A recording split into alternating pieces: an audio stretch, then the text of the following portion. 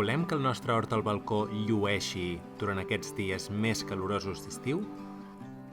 Doncs us recomano aquest fertilitzant casolà d'aloe vera, que és gratuït, ecològic i llefiscós. Som-hi!